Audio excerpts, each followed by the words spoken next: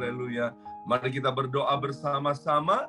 Ulangi seperti apa yang saya ucapkan. Bapa kami yang ada di dalam surga, dikuduskanlah namamu. Datanglah kerajaanmu. Jadilah kehendakmu. Di bumi ini seperti di dalam surga. Bapa yang baik, berikanlah kami pada hari ini rezeki yang menjadi bagian kami secukupnya. Cukup untuk memberikan pinjaman kepada banyak bangsa, sedangkan kami sendiri tidak punya pinjaman. Cukup untuk menjadi saksi Tuhan, mulai dari Yerusalem, Yudea, Samaria, sampai ke ujung-ujung bumi. Cukup untuk menjadikan semua bangsa murid Kristus dan membaptis mereka dalam nama Yesus. Terima kasih Bapa untuk rezeki yang secukupnya, dan ampunilah dosa-dosa kami. Ampunilah kesalahan kami, seperti kami pun mengampuni orang-orang yang bersalah kepada kami. Dan janganlah masukkan kami ini ke dalam pencobaan, tetapi bebaskanlah kami dari segala yang jahat. Sebab Engkaulah yang empunya kerajaan, kuasa, dan kemuliaan sampai selama-lamanya. Dalam nama Tuhan Yesus, kami sudah berdoa. Haleluya, haleluya. Mari Bapak Ibu sekalian, sekarang kita bersama-sama akan menggemakan Mazmur 91. Alkitab berkata, mati dan hidup dikuasai oleh lidah. Siapa suka menggemakannya akan memakan buahnya. Dengan suara yang keras, dengan suara yang lantang, dari tempat kita masing-masing, mari kita bersama-sama berkata 2-3, Mazmur 91. Orang yang duduk dalam lindungan yang maha tinggi dan bermalam dalam naungan yang maha kuasa akan berkata kepada Tuhan, tempat perlindunganku dan kubu pertahananku, Allahku yang kupercayai. Sungguh Tuhanlah yang akan melepaskan aku dari jerat penangkap burung dan dari penyakit sampar yang busuk. Dengan kepaknya Tuhan akan menundungi aku. Di bawah sayapnya aku akan berlindung. Kesetiaan Tuhan ialah perisai dan pagar tembok. Amin, amin, amin. Terjadi di dalam nama Tuhan Yesus. Aku tak usah takut terhadap kedahsyatan malam, terhadap panah yang terbang di waktu siang, terhadap penyakit sampar yang berjalan di dalam gelap, terhadap penyakit menular yang mengamuk di waktu petang. Walau 1.000 orang rebah di sisiku dan 10.000 di sebelah kananku, tetapi itu tidak akan menimpa aku. Aku hanya menontonnya dengan mataku sendiri dan melihat pembalasan terhadap orang-orang fasik. Sebab Tuhan ialah tempat perlindunganku yang maha tinggi, telah kubuat tempat perteduhanku. Amin, amin, amin. Terjadi di dalam nama Tuhan Yesus. Malapetaka tidak akan menimpa aku, dan tulah tidak akan mendekat kepada kemahku. Sebab malaikat-malaikat Tuhan akan diperintahkan oleh Tuhan kepadaku untuk menjaga aku di segala jalanku. Para malaikat Tuhan akan menatang aku di atas tangannya, supaya kakiku jangan terantuk kepada batu. Singa dan ular tedung akan aku langkai. Aku akan menginjak anak singa dan ular naga. Amin, amin, amin. Terjadi di dalam nama Tuhan Yesus.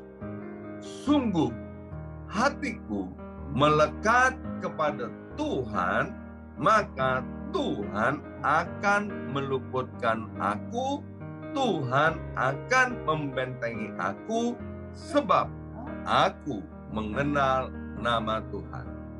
Bila aku berseru kepada Tuhan, Tuhan akan menjawab. Tuhan akan menyertai aku dalam kesesakan. Tuhan akan meluputkan aku dan memuliakan aku. Dengan panjang umur akan Tuhan kenyangkan aku, dan akan Tuhan perlihatkan kepadaku keselamatan daripadanya. Amin, amin, amin. Terjadi di dalam nama Tuhan Yesus. Terima kasih Bapak, sebentar kami akan mendengarkan firman Tuhan. Biarlah firman-Mu ini menjadi pelita buat kaki kami dan terang buat jalan hidup kami. Berkati hamba firman-Mu, Ibu Pendeta Hana Istati Rahayu, dan berkati pula setiap kami dengan pewahyuan daripada sorga. Dalam nama Yesus, yang siap mendengarkan firman Tuhan, angkat jempolnya ke depan dan katakan amin 3 kali. Amin, amin, amin. Salam revival, salam kebangkitan. Semangat pagi. Semangat pagi. Apa kabarnya Bapak Ibu semuanya? Ya, semuanya pasti luar biasa. Iya, luar biasa. Baik, Ibu James, waktu dan tempat untuk Ibu James. Ya, kita akan bisa mengalami mujizat Tuhan sampai hari ini meskipun di dalam api. Satu kali kita lakukan apa yang kita bisa lakukan, maka Tuhan akan melakukan semua yang tidak bisa kita lakukan. Saudara, banyak orang saling memprediksi kalau tahun 2023 itu bagaimana, ya. Ada yang bilang berubah jadi tahun resesi, tahun kegoncangan, tahun kesulitan, dan lain-lain. Tapi sebenarnya firman Tuhan berkata dalam Pengkhotbah bahwa sebenarnya di bawah kolong langit ini nggak ada yang berubah. Yang berubah itu siapa? Yang berubah itu manusianya, yaitu kita. Saudara, selama hidup kita tidak berubah, kita tetap setia pada Tuhan, apapun keadaannya kita nggak perlu takut. Karena Tuhan akan senantiasa Immanuel yang menyertai kita. Kalau Tuhan menyertai kita, saudara, siapa lawan kita? Kalau Tuhan yang tidak tergoncangkan itu menyertai kita, kita pasti akan hidup di dalam keadaan aman. Karena tidak ada tempat yang lebih aman selain kita dekat dengan Tuhan. Saudara, jangan pernah kita membangun iman atas dasar berkat dan mujizat. Sekali lagi saya katakan, jangan pernah membangun imanmu atas berkat dan mujizat. Sekalipun kenyataannya Tuhan selalu memberikan berkat dan mujizat atas hidup kita. Mujizat dan berkat itu perbuatan tangan Tuhan. Tapi jangan pernah kita membangun iman kita di atas dasar berkat dan mujizat. Kalau kita membangun iman kita di atas berkat dan mujizat, maka kita akan kita nantinya akan menjadi orang yang tidak kuat imannya ketika kita menghadapi masalah, tantangan dalam hidup kita yang kuat. Dan banyak orang dalam perjalanan hidupnya, mereka akhirnya meninggalkan Tuhan. Mereka bilang karena ini tahun resesi. Mereka bilang ini tahun kegoncangan. Mereka merasa takut karena tidak mudah ikut Tuhan. Saudara, saya katakan sekali lagi, pengkhotbah mengatakan bahwa di bawah kolong langit ini tidak ada yang berubah. Yang berubah itu kita, manusianya. Saudara, jangan harap ikut Tuhan itu seperti mobil yang berjalan di atas tol, atau seperti kita berjalan di atas karpet merah. Tapi ikut Tuhan itu tetap kita bisa menghadapi tantangan, persoalan dalam kehidupan kita. Kecuali kalau kita sudah tidak ada. Firman Tuhan mengatakan kemalangan orang benar banyak. Tetapi Tuhan sanggup meluputkan dari semuanya. Itu perlu kita pegang. Saudara, di tengah-tengah masalah di mana kita hadapi, mungkin kita tertindas, mungkin kita teraniaya. Justru kalau kita mempunyai respon yang benar, maka kita semuanya diizinkan Tuhan. Untuk apa? Untuk mengajarkan kita supaya kita punya iman yang kuat. Kalau kita mengalami apa yang terjadi, tertindas dalam kehidupan kita, masalah-masalah seperti Tuhan mengatakan, kemalangan orang banyak benar, orang benar banyak, tapi Tuhan meluputkannya. Tuhan izinkan kadang-kadang terjadi. Itu untuk mengajarkan kita supaya otot-otot iman kita ini kuat. Karena pada faktanya, bintang itu tidak akan pernah menyala kalau dekat malam hari itu tidak pernah datang. Sekali lagi, bintang itu tidak akan pernah menyala, bersinar, kalau pekat malam hari tidak pernah datang. Ada orang yang berdoa kepada Tuhan, Tuhan biarlah jadikan aku bintang-bintang yang bersinar di tengah-tengah dunia yang penuh kegelapan. Saudara, tetapi kita tidak siap menghadapi pekat malamnya hari. Saudara, jangan pernah takut akan pekatnya malam hari. Kalau saudara setia, maka ketika pekat malam hari itu ada, saya percaya akan muncul fajar pagi hari. Saudara, kalau saudara mau lihat fajar pagi hari, maka setialah pada pekat malam hari. Maka pada pagi hari kita mau belajar orang-orang yang luar biasa dalam Alkitab, yang mempunyai iman bukan karena berkat, yaitu Sadrak, Mesak, dan Abednego. Orang-orang ini punya jenis iman yang lain. Ya, banyak orang ikut Tuhan kalau keadaan kita dalam keadaan baik dan diberkati. Tapi Sadrak, Mesak, Abednego beriman bukan karena itu. Mereka ini orang-orang yang luar biasa. Mereka orang-orang yang tidak makan makanan dipersembahkan dewa. Mereka tidak mau makan yang bukan menjadi hak mereka. Saudara, berapa banyak orang ke gereja ikut pelayanan, tapi menghalalkan segala cara demi perut mereka. Berbohong, dalam usaha berdusta, kompromi dengan dunia. Demi apa? Demi perut. Demi perut banyak orang menjual Tuhan. Demi perut banyak orang menggadaikan Tuhan. Demi perut mereka sudah tidak ada waktu untuk bersekutu, menyembah, berdoa, merenungkan firman Tuhan. Hanya demi perut. Tapi Sadrak, Mesak, Abednego adalah orang yang luar biasa. Iman mereka teruji.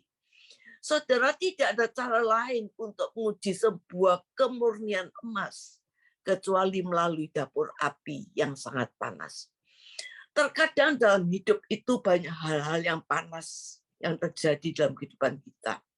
Mungkin kita dianiaya, ya, rumah tangga kita panas, keadaan kita tidak baik, keuangan kita panas, tidak baik, keluarga kita panas, tidak baik, ya, pekerjaan kita seperti panas yang tidak baik. Sebenarnya Tuhan izinkan terjadi untuk melihat kemurnian iman kita. Karena kemurnian iman kita tidak bisa dilihat dengan berkat. Tetapi kemurnian iman kita dilihat melalui keadaan yang panas itu. Tapi saya percaya di dalam dapur api pun ada mujizat Tuhan. Nah, saudara, kalau kita lihat Sadrak, Mesak, Abednego, dia difitnah oleh orang-orang Kasdim, di mana dia tidak mau makan apa menjadi milik dewa. Ya, mereka tidak mau mencamari mulut mereka dan perut mereka, dan mereka tidak mau menyembah patung yang dibuat Nebukadnezar. Itu iman mereka. Dan banyak anak Tuhan, saya katakan tadi, demi perut mereka menggadaikan Tuhan. Mereka menjadi serupa dengan dunia ini. Supaya apa? Supaya hidup mereka bisa makan. Jadi kalau kita lihat kuat iman seseorang, jangan kita lihat waktu kita pelayanan, waktu kita di mimbar, waktu kita melayani. Tapi bagaimana waktu kita mempertahankan mulut dan perut kita untuk tidak menjual Tuhan. Karena kekristenan kita akan nampak dari situ. Sadrak, Mesak, dan Abednego dikatakan tidak mau mereka cemar karena persembahan-persembahan makanan dari dewa dan tidak mau menyembah patung yang dibuat Nebukadnezar. Saudara, orang-orang Kasdim hobinya menuduh atau menfitnah. Mungkin ada orang-orang Kasdim di sekitar kita yang menuduh kita, ya, menjatuhkan kita. Dan respon kita itu menentukan kemenangan kita. Ada banyak orang yang tidak dewasa, sehingga mereka mempunyai cara pandang dan respon yang salah. Umpama zaman sekarang, kita digosipin. Kita mengklarifikasikan gosip itu melalui lewat sosial media, lewat Instagram, bahwa saya ini tidak gini, saya ini tidak gini. Kita mengklarifikasi. Saudara, kita tidak perlu cari kebenaran. Karena saya percaya kebenaran itu akan memerdekakan kita. Kalau hidup kita ada dalam kebenaran, maka kebenaran itu akan nyata untuk memerdekakan kita. Justru orang-orang yang memfitnah kita akan kelihatan siapa dia sebenarnya. Saudara, ingat yang menyalibkan Tuhan Yesus itu adalah orang-orang yang dekat dengan Yesus. Saudara, terkadang Tuhan izinkan kita dalam keadaan disalibkan. Ya, tapi apa respon kita? Respon kita itu menghasilkan kehidupan yang benar. Saudara, ketika Sadrak, Mesak, Abednego digosipkan dan Nebukadnezar seorang mempunyai telinga tipis, ya, maka Nebukadnezar mendengar apa kata-kata orang Kasdim sampai akhirnya Nebukadnezar marah dan memanggil Sadrak, Mesak, Abednego. Saudara, seringkali kita punya telinga yang tipis dan membuat kita marah. Kalau kita lagi digosipkan, dikata-katai orang, saudara, telinga ini berbahaya. Firman Tuhan mengatakan hati-hati dengan telinga kita. Karena hidup kita tidak ditentukan oleh apa kata orang. Tapi hidup kita ditentukan apa kata suara dari kata firman Tuhan. Ketika Nebukadnezar memanggil Sadrak, Mesak, Abednego dalam keadaan marah untuk dia menghadap raja, dan raja bilang, apa benar kamu tidak mau menyembah patung yang aku buat? Ya. Dikatakan dipanggilnya Sadrak, Mesak, Abednego, dan Nebukadnezar marah dan berkata, apa benar kamu tidak mau menyembah patung yang aku buat? Tapi ternyata itu jawaban yang sukar untuk dijawab bagi Sadrak, Mesak, Abednego. Tetapi firman Tuhan mengatakan bahwa mereka tidak menjawab. Saudara, karena Sadrak, Mesak, Abednego punya respon untuk menjawab dalam kondisi kemarahan itu akan membuat fatal. Saudara, apa jawabannya? Konsekuensinya kalau dia tidak menjawab, dia akan mendapat hukuman mati, dibakar hidup-hidup. Jawaban yang sangat dewasa dan luar biasa. Dia berkata, tidak ada gunanya kami memberi jawab kepada Tuanku dalam hal ini. Dalam keadaan marah, saudara Nebukadnezar memarahi mereka Sadrak, Mesak, Abednego. Tetapi Alkitab di dalam 1 Samuel 3 ayat 16 berkata, Daniel 3 ayat 16 berkata, bahwa tidak ada gunanya kami memberi jawab kepada Tuanku. Saudara, seringkali dalam hidup ini kita nggak perlu memberi jawaban klarifikasi untuk mempertahankan nama baik kita. Mungkin kita difitnah, ya, kita dicari-cari kesalahan. Saudara, sekalipun kita percaya bahwa kita nggak salah, saudara, tapi kebenaran itu tidak bisa dikalahkan. Kalau saudara hidup benar, saya katakan, kebenaran itu akan memerdekakan kita. Makanya Sadrak, Mesak, Abednego bilang, tidak ada gunanya kami memberi jawab kepada Tuanku dalam hal ini. Karena apa? Tindakan itu dia juga mengerti. Saudara, apalagi kalau kita menjelaskan orang yang sedang marah, saudara. Orang yang sedang marah, kita jelasin apapun juga nggak akan mengerti. Saudara, oleh karena itu di dalam rumah tangga juga, kalau suami atau istri sedang marah, lebih baik kita diam. Kita tidak memberi jawaban. Setelah semuanya tenang, reda, baru kita saling mengklarifikasi. Tapi selama ada kemarahan, ada emosi di tengah-tengah kita, saudara, kita nggak perlu memberikan jawaban. Lebih baik diam. Karena firman Tuhan berkata, dengan tinggal tenang dan diam, disitulah letak kekuatanmu. Nanti kalau sudah keadaan tenang, saudara boleh memberikan satu pandangan, satu jawaban, satu pengertian. Saya percaya damai sejahtera akan terjadi. Saudara, meskipun diancam hidup-hidup, tapi iman Sadrak, Mesak, Abednego tidak digoyangkan. Bahkan ancaman kematian sekalipun. Saudara, zaman sekarang begitu mudahnya orang meninggalkan Tuhan. Ya, buru-buru ancaman kematian, ancaman kelaparan aja banyak orang yang tinggalkan Tuhan. Mereka takut, mereka tidak bisa makan. Ancaman-ancaman tidak punya duit, ancaman tidak ada penghasilan, ancaman kelaparan. Zaman sekarang banyak orang muda meninggalkan Tuhan. Tapi apa yang dikatakan Sadrak, Mesak, Abednego? Jika Allah kami yang kami puja sanggup melepaskan kami, maka ia akan melepaskan kami dari perapian yang menyala-nyala itu dan dari dalam tangan-Mu ya Raja. Tetapi dikatakan kalau Tuhan tidak menolong kami, tetap kami tidak akan menyembah patung Tuhanku itu. Saudara, itu satu poin yang iman yang powerful, saudara. Dikatakan Tuhan pasti akan melepaskan. Tuhan pasti akan menolong. Dan bukankah biasanya doa kita demikian. Tuhan, aku percaya Tuhan pasti melepaskan. Tuhan pasti menolong. Iman kita adalah iman mujizat. Iman kita selamanya ini minta hal yang buruk menjadi baik. Saudara. Iman kita ini kalau berdoa saat kita dilempar dalam dapur api, mungkin kita tengking dan kita minta berubah api itu menjadi air yang tidak menghanguskan kita. Kita selalu tengking. Saudara. Makanya waktu keadaan yang tidak sesuai yang kita inginkan, tidak terjadi, saudara. Maka kita anggap Tuhan tidak mendengarkan doa kita.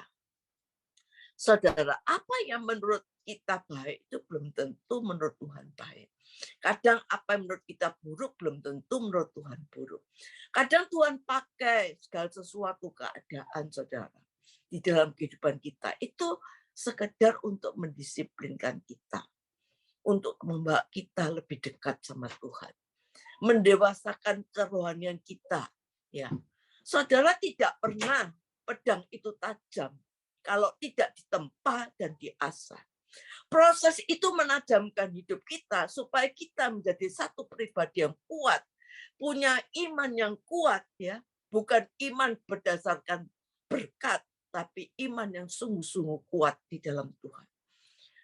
Saudara, kita suka enggak suka, saudara. Kita tahu bahwa orang buta melihat, orang lumpuh berjalan, semua menjadi baik. Sehingga banyak orang bersyukur kalau melihat Tuhan membuat mujizat. Dan kalau kita lihat, karena iman mereka dari iman mujizat, pada waktu Yesus di kayu salib, di mana orang-orang 5.000 orang yang diberi makan itu. Saudara, 5 roti dan 2 ikan, mereka makan sampai kenyang. Bartimius buta melihat, ya, waktu Yesus disalib, semua orang tuh enggak ada di sana.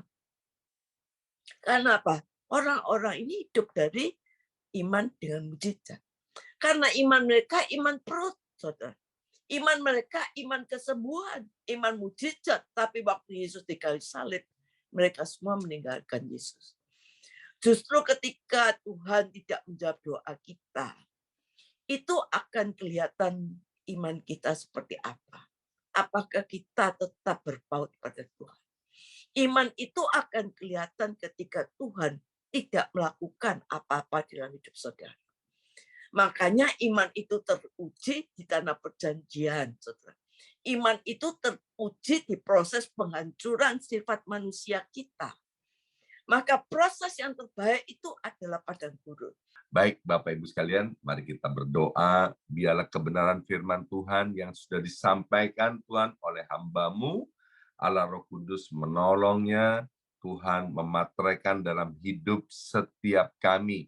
Sehingga apapun yang terjadi, seperti Sadrak, Mesak, Abednego yang kami dengarkan pada hari ini, iman kami berpaut kepada Yesus Kristus Tuhan.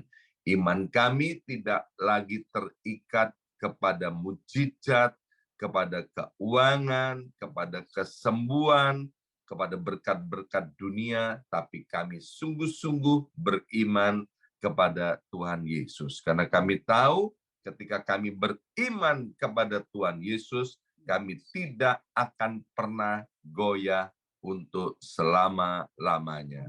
Berkati hamba firman-Mu, Ibu Pendeta Hana Istati Rahayu. Biarlah bencana yang sudah dituangkan, Tuhan isi kembali dengan hikmat, pengurapan, pewahyuan yang daripada sorga. Dalam nama Tuhan Yesus, kami sudah berdoa. Haleluya. Amin, amin, amin.